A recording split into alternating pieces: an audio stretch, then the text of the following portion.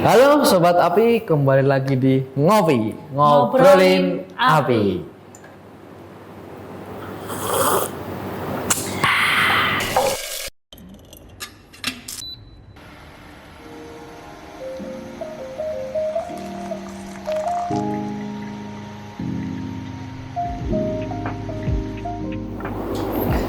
Ya, ketemu lagi dengan saya, Ehsan dan saya Nesti. Kali ini kita mau bahas apa nih Sandi Ngopi kali ini nih? Kemarin kan kita udah sempet nge-review ya, nge-react video-video yang dikirim dari Sobat Api. Terus kita juga sempet bahas tentang resiko kebakaran dan bagaimana penanggulangannya untuk pemukiman, terus bagaimana di air dan lain-lain nih. Kali ini kita mau bahas apa sih? Oh, ini aja Nes, apa ya? Yang mungkin Ehsan ada yang penasaran, mungkin ada topik sistem proteksi kebakaran yang masih bertanya-tanya gitu. Sobat Api lah. Kira-kira apa ya? Oh, ada sih Nes, sebenarnya Nes. Jadi ini ya, mungkin nanti saya tanya, mungkin Sobat Api juga mungkin ada yang memiliki pertanyaan sama dengan saya. Karena ini sudah ya lumayan lama nih saya pendam sendiri. Waduh, jangan dipendem, iya begitu. Sekarang. Dan sekarang mumpung Nesti menawarkan saya untuk bertanya, saya akan tanyakan. Apa? Pertanyaan pertama. Jadi gini Nes, dalam tabung alat pemadam api ringan atau APAR, itu kenapa kok harus pakai nitrogen? Kenapa nggak pakai oksigen aja atau udara-udara di sekitar kita? Maksudnya alat pemadam api gas pendorongnya itu nitrogen ya? Kenapa ya? Iya. Sobat Api udah punya jawabannya? Kalau belum, nih aku bantu jawab ya San ya. Iya. Jadi kenapa harus nitrogen nih yang pertama? Nitrogen itu adalah salah satu zat atau salah satu gas yang dia itu sifatnya, karakteristiknya ini bener-bener unik nih San. Oke. Nih ya, kalau jadi nitrogen itu merupakan gas inert, yaitu berarti gasnya tidak bereaksi dengan bahan kimia pemadam api atau bahan yang terbakar. Jadi dia aman dan dia juga bisa untuk memadamkan juga loh. Jadi bukan sebagai pemadam utamanya, tapi salah satu faktor pendukung lah ya. Kalau nitrogen ini juga maksudnya bisa juga untuk mendukung pemadam api, selain mendorong tapi juga memberikan dorongan untuk memadamkan api. Terus yaitu beda sama oksigen ya San ya. Ini nih, kenapa kok nggak oksigen? Karena Sobat Api harus ingat, api itu terbentuk karena 3 unsur. Apa aja San? Oh iya, ada bahan bakar, terus ada sumber panas, sama oksigen ya. Itu poinnya. Jadi di teori segitiga api itu kan ada 3 unsur. Kalau misalkan alat pemadam api isinya oksigen, berarti kita bukannya memadamkan tapi malah ngasih asupan apinya. Jadi tambah kebakar gitu. Oh iya. Jadi maka itu salah satu alasannya nih. Terus juga pokoknya nitrogen ini punya beberapa karakteristik ya, selain tadi merupakan gas yang bisa ikut membantu, terus dia juga tidak merusak ya, atau tidak merusak media di dalam tabung ya. Benar, jadi ibaratnya nih nitrogen sama misalkan powder di dalam tabung nih. Ya, lu powder gitu loh, kita nitrogen gitu loh. Jadi nggak bertengkar gitu. Nggak bertengkar, tidak menyebabkan perubahan media di dalam pemadam api. Terus nih Sang, salah satunya juga nitrogen ini stabil di berbagai suhu. Jadi tekanannya konsisten. Tidak seperti gas-gas lainnya. Selain itu juga nitrogen ini tidak menghantarkan listrik ya Sobat Api gitu. Jadi memang inilah salah satu keunggulannya. Tuh.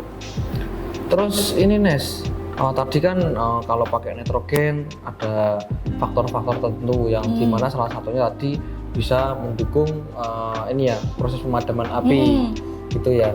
Nah, tadi kalau oksigen justru malah mendukung api itu tetap menyala gitu ya. Benar-benar berarti mana? Dan belum ada, nggak ada ya malah ya. Yang orang madamin pakai oksigen nggak ada. Iya nggak ada dong. Justru gini San, notice nggak kamu kalau misalkan ke rumah sakit, terus misalkan ke ruang ICU atau di situ kan pasti tidak boleh ada peringatannya kalau tidak boleh ada api atau percikan api di situ ya San ya, karena di rumah sakit itu kan juga salah satunya ada tabung oksigen gitu kan. Jadi kalau misalkan ada sepercik api pun langsung deh berisiko fatal gitu ya. San. Aku baru tahu nih. Iya. Terus di sana aku juga ada video nih soal nitrogen nih. Mungkin kita lihat ya. Itu video apa, Nes? Nah nih, ini jadi aku sempet cari, barusan sempet cari apakah fire extinguisher itu ada nggak sih pemadaman api menggunakan nitrogen itu sendiri? Ternyata ini ada uji cobanya loh. Jadi di sini di suatu ruangan ini pakai fire system ya, jadi suppressornya yang dia akan mendeteksi dan akan mengeluarkan medianya sendiri. Medianya nitrogen. Nah, ini kan ruangan indoor nih. Jadi itu di komputer ya, Nes ya? Ya, ini coba untuk komputernya. Nah, ini nih suara gasnya ya. Tuh. Tuh, lama-lama kan apinya mulai padam tuh, San. Oh iya. Tuh.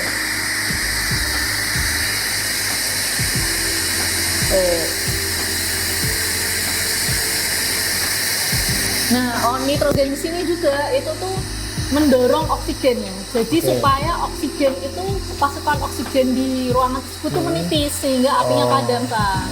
Gitu. Karena kan terpenuhi oleh nitrogen tuh akhirnya tuh. Jadi apinya udah mulai padam, warnanya juga udah mulai berubah. Tuh ada notnya tuh. Udah mulai tipis kan apinya. Nah, padam lah. Cuman nih ya, kalau misalkan sobat api iseng nih, coba bikin alat pemadam api dari nitrogen, itu sama sekali bukan yang kita rekomendasikan ya. Iya. Jadi, kenapa, Nes? Nitrogen itu ketika dipakai untuk pure untuk madamin api, dia itu lambatan. Tidak secepat media pemadam api seperti powder, foam ataupun liquid gas. Karena itu ini ya nggak secara langsung menuju ke api ya. Tadi kata Nesti tadi menyingkirkan oksigen yang ada di situ ya. Ya, dan penggunaannya juga itu karena nitrogen tidak secepat lebih ke kalau yang memang dibuat khusus kan yang sudah melalui penelitian tentunya kayak karbon dioksida tuh kalau misalkan gas fire system ya ada karbon dioksida, ada pakai clean again kayak liquid gas kayak misalkan FM200 atau HFC 227, HFC 125 seperti itu. Nah, untuk nitrogen berarti udah terjawab ya, Nes ya. Saya masih ada lagi nih mau tanya. Nah, tadi kan pakai nitrogen. Sekarang kenapa nggak pakai udara di sekitar kita aja? Angin-angin inilah, ambil angin yang ada di sekitar kita. Dimasukin ya kayak ditutup biasa mungkin. Ya, disedot atau apa gitu, Nes, pakai kompresor atau apa gitu. Kenapa, Nes? Jadi gini, San, di udara yang kita hirup, manusia itu menghirup itu sebenarnya udara yang ada di kita hidup tuh macam-macam kandungannya, ada nitrogennya, ada oksigennya, ada karbon dioksidanya, ada helium, terus ada metana, hidrogen, pokoknya banyak banget. Berarti semuanya kita hidup ya, Nes ya? Iya, tapi dalam proporsi tertentu kan ya, jadi nggak yang pure oksigennya sedikit, karbonnya sedikit enggak, tapi memang pada dasarnya dalam udara ketika dimasukkan ke alat pemadam api itu kan macam-macam. Berarti gasnya, atom gas yang ada dalam di situ. Dan setiap atom gas itu punya karakteristik yang berbeda-beda. Nah, itu kan jadi kita malah ibaratnya udara itu juga ada kelembapannya loh, Jadi kan bisa menyebabkan media dalam pemadam apinya tuh jadi tidak stabil. Entah itu mengalami penggumpalan atau mungkin medianya berubah. Terutama powder ya, Nes ya. Ya, mungkin zat kimia media pemadam apinya jadi berubah kan. Jadi media pemadam apinya sudah tidak efektif lagi, San. Maka dari itu nih, San, pakai nitrogen itu karena dia itu yang pertama stabil tekanannya tadi, terus memang dia itu nitrogen murni. Jadi di dalam gas yang dimasukkan ke dalam apar itu memang nitrogen murni, tidak ada campuran gas lainnya gitu, San. Jadi dan nitrogen tadi seperti yang aku ceritakan tadi kan memang dia karakteristiknya tidak mengubah, tidak bereaksi apapun terhadap media pemadam api maupun kebakarannya, tidak merubah, tidak ketika sampai ke bahan bakar yang terbakar misalkan ya San ya, ada gas yang ketika terkena kebakarannya bisa jadi beracun misalkan. Nah, nitrogen itu tidak seperti itu, gitu San. Jadi itulah kenapa udara tidak digunakan untuk tekanan di alat pemadam api. Berarti memang ini ya sudah dirancang khusus kalau nitrogen aja, emang benar-benar murni ya. Oke, berarti sudah menceritakan tentang nitrogen dan juga tadi oksigen tidak disarankan untuk sebuah komponen atau apapun lah yang untuk ini ya dimasukkan di dalam tabung ya Nes ya. Nah kalau ini Nes, ini ada satu lagi Nes. Apar, kita juga punya apar CO2 Nes. Nah tadi kan oksigen, sekarang karbon dioksida. Lah itu bedanya apa Nes dengan nitrogen sama oksigen tadi, dan kenapa kok karbon dioksida itu bisa digunakan untuk memadamkan api? Jadi ini San, bedanya penggunaan dua gas tersebut dalam alat pemadam api adalah nitrogen hanya sebagai gas pendorong fungsi utamanya. Kalau CO2 itu memang untuk memadamkan api. Oh berarti ini ya dalam satu tabung itu memang isinya CO2 semua ya, tidak ada media tambahan. Benar, karena gas CO2 atau liquidnya CO2 itu tuh sudah punya tekanan sendiri San. Tekanannya sampai kurang lebih 55 bar. Wah gede banget ya. Gede ya. Emangnya kalau tekanan yang apar powder contohnya, apar biasa yang tadi pakai gas pendorong nitrogen itu berapa emangnya? Itu tekanan normal ya, tekanan efektif ketika di green sector itu adalah 13 sampai 15 bar. Wah, gitu. Berarti udah berapa kali lipat? 3 sampai 4 ini? Iya, 3 sampai 4 kali lipat kan, gede banget kan. Jadi ngapain dikasih nitrogen padahal si CO ini sudah punya tekanan yang memadai San. Terus tabungnya apakah beda? Soalnya misalkan kalau di apar powder aja 15 bar tabungnya segitu. Apakah di apar CO2 ini tabung lebih gede atau lebih tebal, Nes? Pastinya lebih tebal San, karena kan dengan tekanan yang segede itu diperlukan juga penyimpanan yang aman juga San, gitu. Jadi tidak mudah bocor, tidak mudah bolong bocor. Ya bocor lah, yang sering terjadi bocor. Jadi tidak mudah bocor, tidak ketika terhantam oleh benda tidak mudah penyok, seperti itu. Jadi menjaga CO2 itu tetap stabil di dalam. Berarti kan itu tekanannya karena besar tadi. Karena tekanannya besar. Terus kalau CO2 nih, tadi kan kalau kita sering lihat apar powder itu ada pengukur tekanan Nes. Ya kan? Apar yang kecil ya.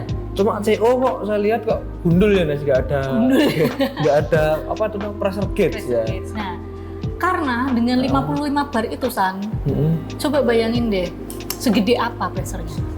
Nah, daripada kamu bayangin, aku udah ada sampelnya. Apa ya? Kamu bawa dari mana, Nes? Nah, ini sampel dari waktu pengujian peledakan apar guard all di tahun 2018. Wah, saya belum lihat. Wah, kamu tuh gimana sih, San? Canda. Nih, ini pressure gauge pada alat pemadam api ringan. Sebenarnya nggak cuma apar ya, apapun juga. Dengan apar, alat pemadam api, media powder, foam, dan liquid gas. Karena dia menggunakan nitrogen untuk gas pendorongnya di dalamnya. Tapi kalau CO dengan 55 bar, coba dibandingkan dengan pressure gauge ini, San. Bentar, ya. 55 bar ya. Ini satu aneh. Kedua bakal nyusahin ketika mau madamin api. Ewoh banget ya, nggak nyaman ya. Jadi, soalnya kan rata-rata semua apar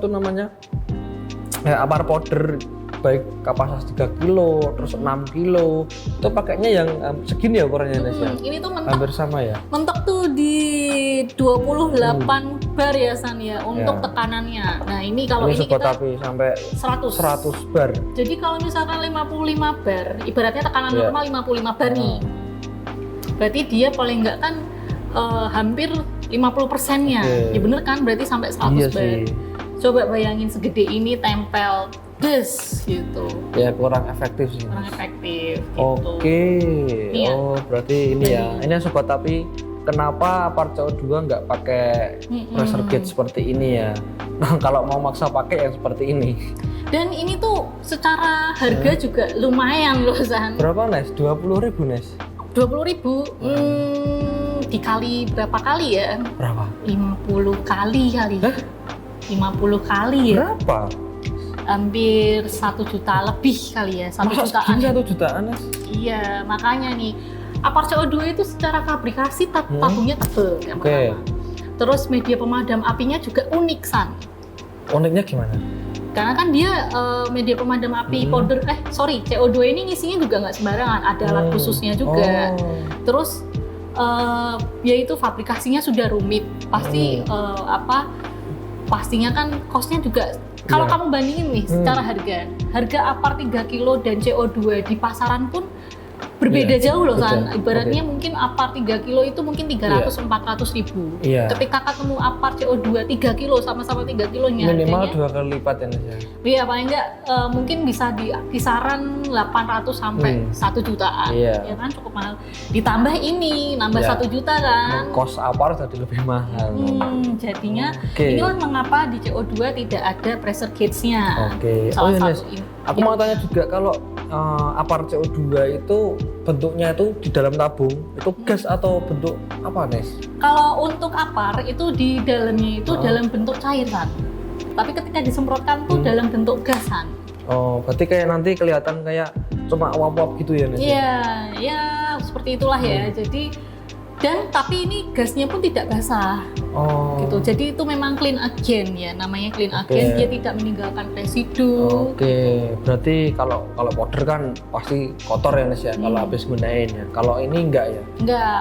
Dan ini sebenarnya fungsi kenapa kok tadi kan kamu tanya CO2 ini kenapa sih digunakan untuk alat pemadam api? Iya, itu.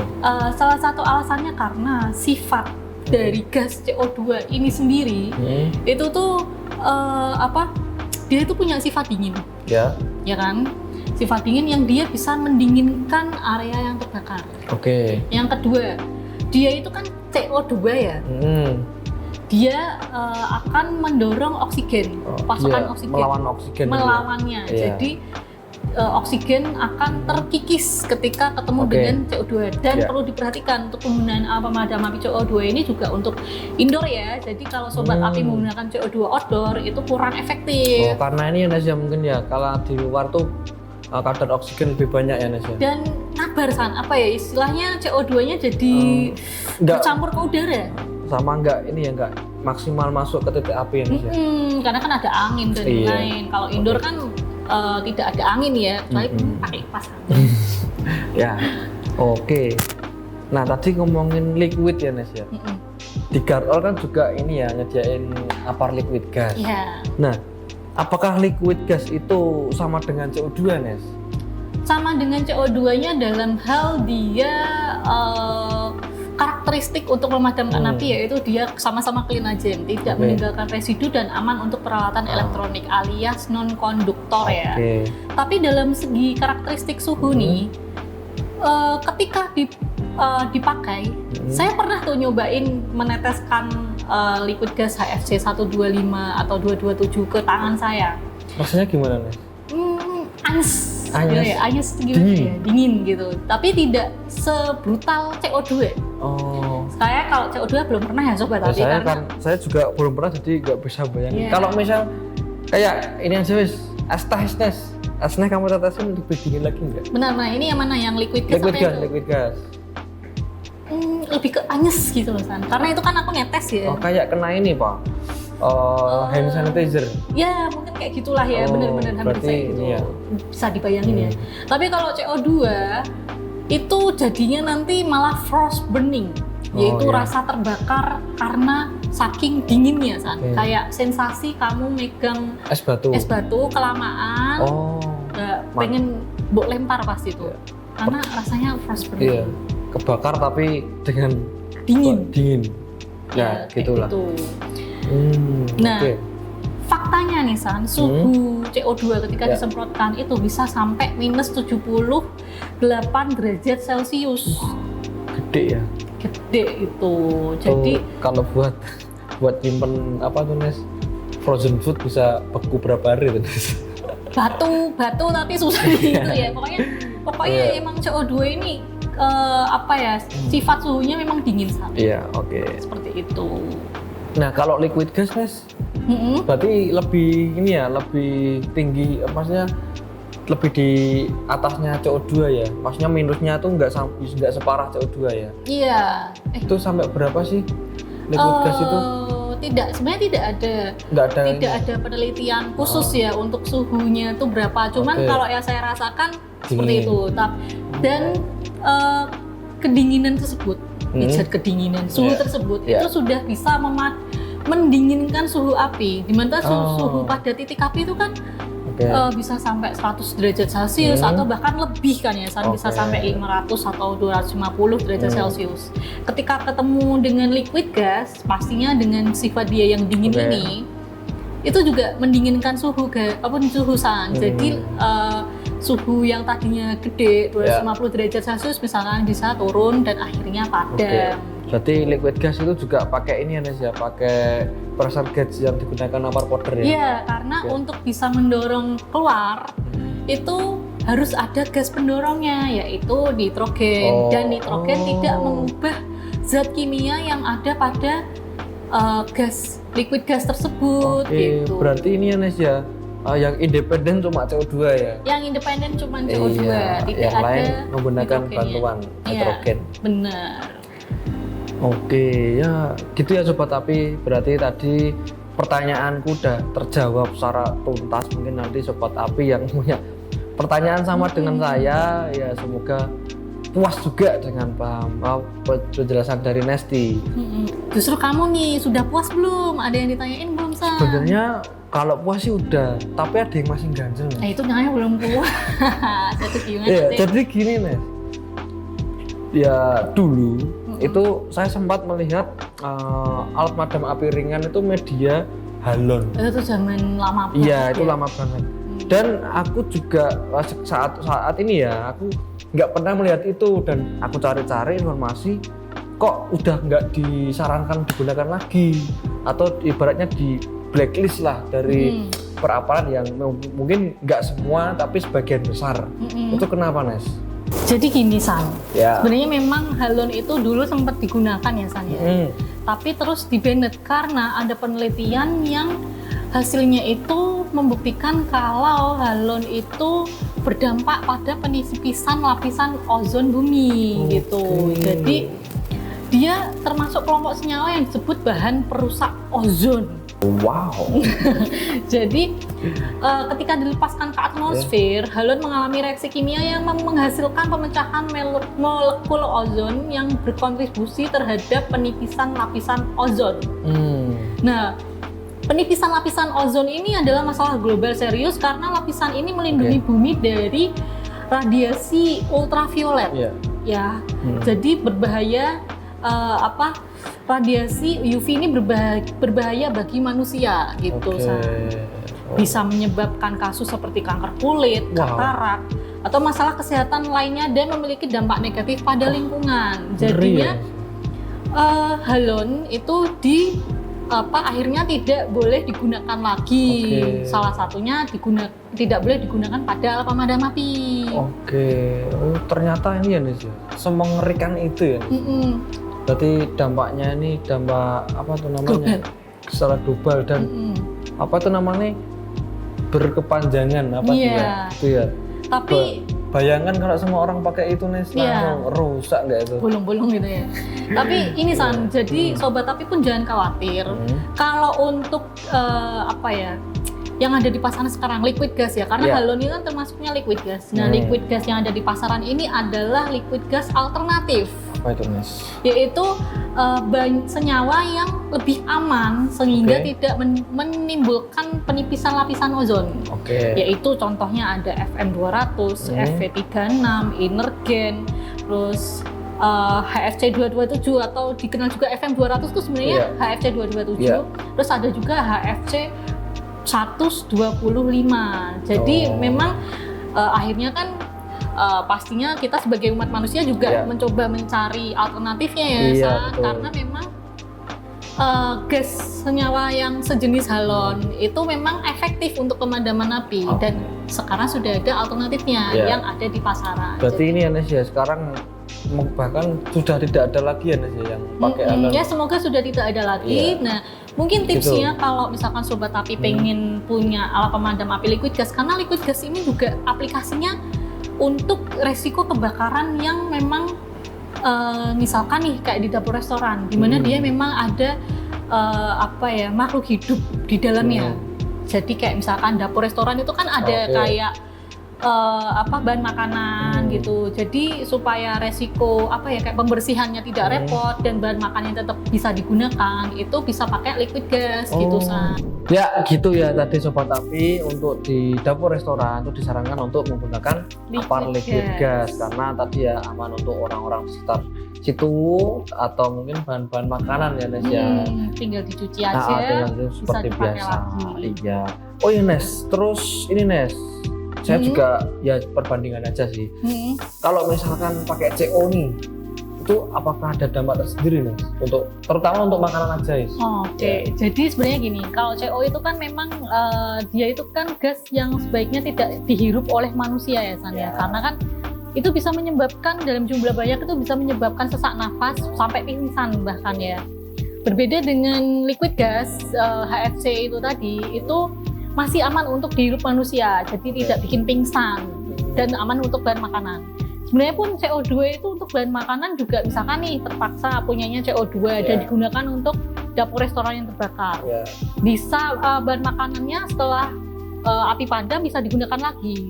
Tapi kemungkinan akan mengubah rasa dan aroma dari bahan makanan tersebut. Berarti, jadi recommended sih. Tidak recommended ya. Memang tidak, memang tidak disarankan ya. Ya, CO2 itu biasanya digunakan untuk kayak ruang server, ruang genset, ruang panel, trafo kayak gitu ya Sania. Jadi khusus ya gitu. Dan liquid gas juga sebenarnya aplikasinya bisa juga ke sana gitu. Jadi memang tergantung dari hasil konsultasi dengan ahlinya. Jadi untuk resiko kebakaran yang khusus sebaiknya bisa dikonsultasikan dengan ahlinya, bisa konsultasi dengan tim Gartol misalkan. Gitu. Jadi nanti bagi Sobat Api nih yang mau melakukan pengadaan alat pemadam api, baik itu di kantor, di dapur, restoran, atau mungkin di hotel-hotel tempat lainnya, itu kalau masih bingung mending konsultasiin dulu ya. Jangan sampai salah pilih alat pemadam api.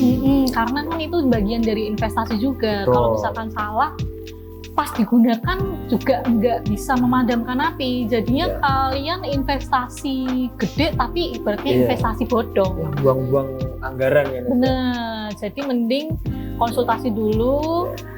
Pastinya proteksinya sudah pasti ampuh, sudah pasti aman digunakan dan cocok untuk resiko kebakaran di tempatmu gitu. Gratis kok konsultasi di kantor. Nanti bisa konsultasi butuhnya apa nanti ya sama konsultan ahli kita lah. Sudah berpengalaman, sudah bersertifikasi ya Nes ya. Ya betul. Oke. Mungkin kalau dari aku sih sudah. Iya dari aku juga sudah. Mungkin kalau Sobat Api ada yang mau ditanyain lagi nih. Penasaran sebenarnya hal-hal kecil di alat pemadam api itu banyak yang belum terjawab biasanya mungkin ya. Jadi bisa langsung drop aja di kolom komentar atau kirim DM ke sosial media kami mungkin ya Sania. Atau kalau mungkin Sobat Api sudah tanya tapi kita belum buat video, mungkin kita sudah pernah buat ya Nes ya. Kayak contohnya aja kemarin ada yang tanya nih, itu fungsi tadi pressure gear itu apa? Dikiranya kapasitas ini Nes. Bener tuh. Jadi soalnya banyak orang yang ngira gitu kok nggak penuh sampai tengah, separuh ini. Padahal itu bukan, itu tekanannya. Itu tekanannya, bukan ibaratnya bukan meteran bensin ya. Betul. Kalau bensin ya, kan kita juga udah buat videonya kok. Jadi nanti Sobat Api surfing aja di channel kita. Jangan lupa subscribe juga. Nanti kita akan sering-sering update-update ya kita ngopi bareng lebih sering lah ya. Ngobrol-ngobrol santai, hal-hal yang mungkin sederhana pun kadang banyak orang yang masih belum ngerti gitu. Masih yang misleading ya San ya. Oke. Mungkin gitu Masnya ada tambahan nggak? Ya itu tadi sih bisa langsung drop aja ya Sobat Api. Dan itu buat Sobat Api nih yang kemarin nanyain terus BFT. Sekarang udah ada BFT, tapi udah daftar belum? Ya San ya? Kita mulai tanggal 14 Desember dan pendaftarannya udah dibuka, kuotanya terbatas buat dapetin sertifikat, jadi mending buruan daftar. Untuk link pendaftarannya kita drop di deskripsi. Ya. Jadi langsung aja meluncur dari sini, langsung daftarin kamu dan teman-temanmu. Ya. Karena sertifikat itu hanya untuk personal ya, Ya. tidak bisa diwakilkan itu nggak bisa. Jadi nggak Karena valid nanti. Ini nanti untuk mendapatkan sertifikat ada syaratnya juga, harus ada ujiannya. Jadi harus ngikutin acara dari awal sampai akhir ya. Dan bisa ngisi soal ujian dengan benar. Ya. Terutama ini bagi sobat api yang punya ini ya, jadi entah itu bos atau manajer nih di perusahaan ya. Jadi bagi karyawannya mungkin nggak ada waktu nih Nes, buat melatih karyawannya, nggak ada waktu untuk melatih tim-tim yang bertanggung jawab di perusahaan itu. Repot nggak harus nyediain tempat yang benar-benar proper dulu daripada nyiapin tempat proper dan harus keluar anggaran yang lebih banyak lagi. BFT ini bisa jadi ikut aja BFT solusi. Karena meskipun ini ya secara online dengan nanti mendapatkan sertifikat itu berarti peserta tersebut sudah mengerti, sudah paham tentang seluk-beluk dari api dan cara mengatasinya menggunakan alat pemadam api. Dan itu juga jadi ketika karyawan atau timmu tahu tentang cara penggunaan alat pemadam api dan bagaimana bertindak ketika ada kebakaran, pastinya akan mencegah kerugian bagi perusahaan maupun kerugian bagi si karyawan itu tersebut kan. Karena kalau kamu sebagai bos tuh ajak tuh karyawan-karyawan buat ikut, diwajibin kalau perlu ya Nes. Soalnya selain memproteksi diri mereka sendiri juga bisa memproteksi area ini Nes, perusahaan ya Nes. Ya, dan juga bisa diterapkan di kehidupan sehari-hari. Iya betul. Nggak jarang kan ada kebakaran mungkin pemukiman lain atau mungkin ada mobil di jalan kebakaran, siapa tahu bisa ikut bantuin. Betul. Ya karena ini ya banyak orang yang ada apar tapi diem aja karena satu nggak tahu cara madamin, kedua mungkin dia takut api, yang ketiga dia emang bodo amat sih, kurang edukasi. Ya mungkin itu ya sobat api, jangan lupa daftar Basic Fire Training season 36. Jangan sampai ketinggalan karena ini acara setahun sekali. Jadi kalau misalnya nggak ikut harus nunggu tahun depan lagi. Benar. Iya. Nunggu tahun depan. Iya, tunggu apa lagi? Nanti ada juga acara-acara menarik seperti kuis yang nanti bisa ikut lah. Untuk lebih detailnya nanti bisa langsung daftar. Nanti di situ kita ada penjelasan tentang acara. Oke? Mungkin itu saja Sobat Api. Jangan lupa bagikan video ini ke orang-orang terdekat, ke rekan-rekan Sobat Api supaya mereka bisa mendapatkan ilmu yang Sobat Api dapatkan di sini. Terima kasih. Jangan lupa like, komen, dan subscribe. Saya Ihsan. Saya Nesti. Sampai jumpa di ngopi selanjutnya. Oke? God all, God for all.